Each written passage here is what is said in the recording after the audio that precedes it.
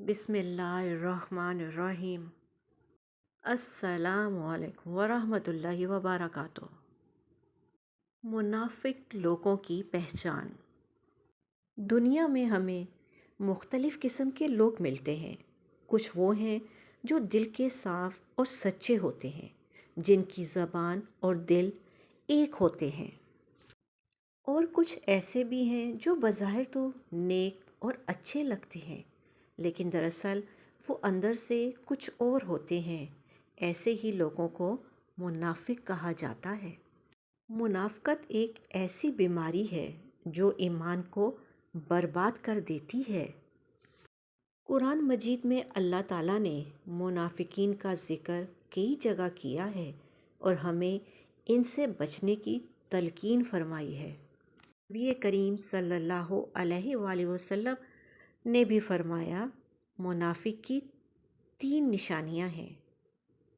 جب بات کرے تو جھوٹ بولے، جب وعدہ کرے تو خلاف ورزی کرے، اور جب امانت رکھی جائے تو اس میں خیانت کرے۔ ایک منافق کی پہچان کیسے ہو سکتی ہے؟ علماء نے اور احادیث مبارکہ میں بھی ان کی کئی نشانیاں بیان کی گئی ہیں۔ منافق لوگوں کی 16 نشانیاں۔ نمبر 1، جھوٹ بولنا، معنی سچ سے کترانا، قصداً یا سماعی طور پر حق چھپانا۔ عملی صورت، وہ شخص جو معمولی سی بات چھپانے کے لیے بار بار جھوٹ بولتا ہے یا بات اس انداز سے تراشتا ہے کہ سچ مر جائے۔ نصیحت، جھوٹ رشتوں کو تباہ کرتا ہے۔ سچائی کی طرف توجہ کریں اور چھوٹے جھوٹ بھی ترک کریں۔ نمبر 2، وعدہ خلافی کرنا، معنی لوگوں سے وعدہ تو کرنا مگر اسے پورا نہ کرنا۔ عملی صورت، کسی مدد یا وعدے پر ہاں کہہ دینا مگر بعد میں ٹال مٹول یا بہانے بنانا۔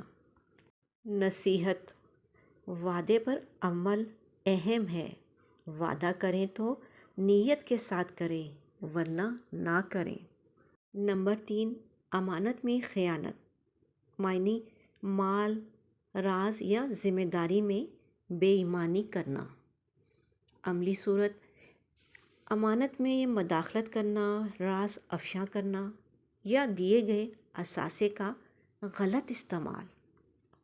نصیحت، امانت کا خیال رکھیں۔ امانت میں خیانت ایمان پر سوال کھڑا کرتی ہے۔ نمبر 4، گالی دینا، بد زبانی، معنی چھوٹی باتوں پر زبان سے جارحیت یا توہین آمیز رویہ۔ عملی صورت، چھوٹی تلخ باتوں پر غلیظ اور غضب میں سخت الفاظ یا بے ادبی۔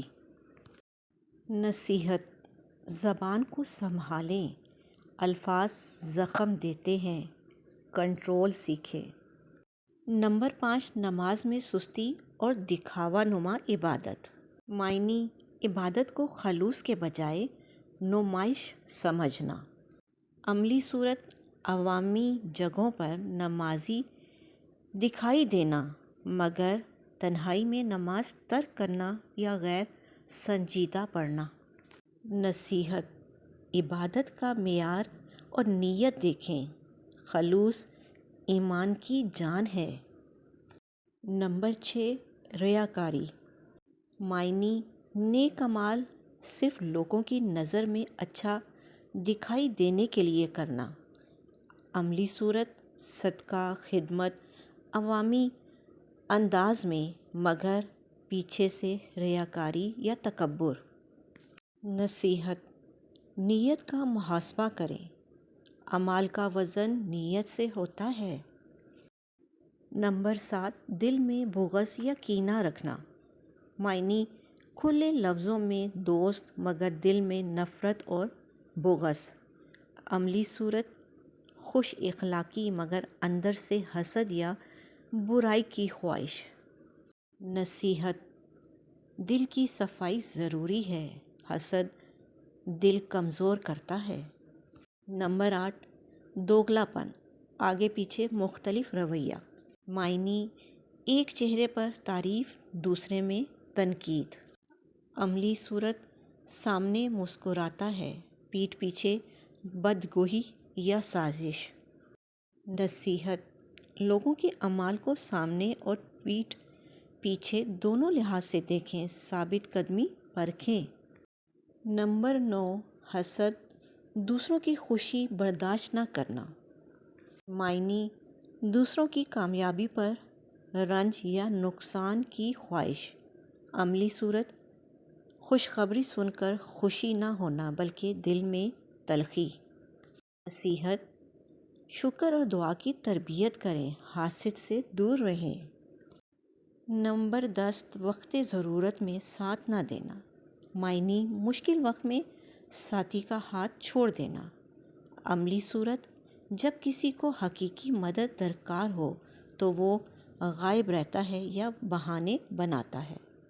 نصیحت: سچے دوست وہ ہیں جو مشکل میں ساتھ دیں، وفاداری کو اہم سمجھیں. نمبر 11، جھگڑالو پن، چھوٹی باتوں پر لڑائی. معنی: معمولی فرق پر تلخی اور تنازع کو ہوا دینا. عملی صورت: ہر معاملے میں ٹکراؤ، تعلقات خراب کرنا. نصیحت: تحمل سیکھیں، ذہنی تحمل اختلافات کو کم کرتا ہے. نمبر 12، حق سے نفرت یا حق کو نظر انداز کرنا. معنی: سچ اور عدل کی مخالفت، فقط ذاتی مفاد کی خاطر حق کو رد کرنا. عملی صورت: درست دلیل یا نصیحت آنے پر ناشکری یا غصہ. نصیحت: علم اور حق کو اپنانا ایمان کی علامت ہے. علم حاصل کریں اور حق تسلیم کریں. نمبر 13، مسلمان بھائیوں یا اپنی کمیونٹی کے خلاف دشمنی سازش. معنی: اپنی کمیونٹی یا بھائیوں کی برائی کرنا، ان کے خلاف سازش. عملی صورت: افواہیں پھیلانا، جدوجہد میں رکاوٹ ڈالنا. نصیحت: اخوت اور بھائی چارے کو فروغ دیں، سازشوں سے بچیں. نمبر 14، خود غرضی، ہمیشہ اپنا فائدہ دیکھنا.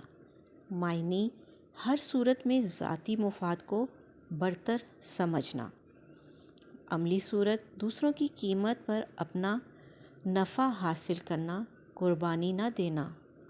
نصیحت: سخاوت اور ایثار روح کو پاک کرتے ہیں. خود غرضی کا علاج انہی صفات سے ممکن ہے. نمبر 15، جھوٹی قسمیں کھانا. معنی: عہد یا قسم کو ہتک سمجھنا، جھوٹی بات پر قسم کھانا. عملی صورت: بے نیاز ثبوت کے طور پر بار بار قسمیں لینا جن کا کوئی معنی نہ ہو. نصیحت: قسمیں سنبھال کر اور ضرورت کے وقت ہی لیں، یہ بہت سنجیدہ گناہ ہو سکتا ہے. نمبر 16، قرآن و سنت سے دوری. معنی: شریعت، اخلاق اور سیرت نبوی صلی اللہ علیہ وسلم کو نظر انداز کرنا یا صرف ظاہری طور پر اپنانا. عملی صورت: دینی رہنمائی یا نصیحت قبول نہ کرنا یا دین کا انتخاب اس طرح کرنا جو مفاد میں آسانی دے. نصیحت: دین کو سمجھیں، سیکھیں اور دل سے اپنائیں. علم دین سے نیکی میں استقامت آتی ہے.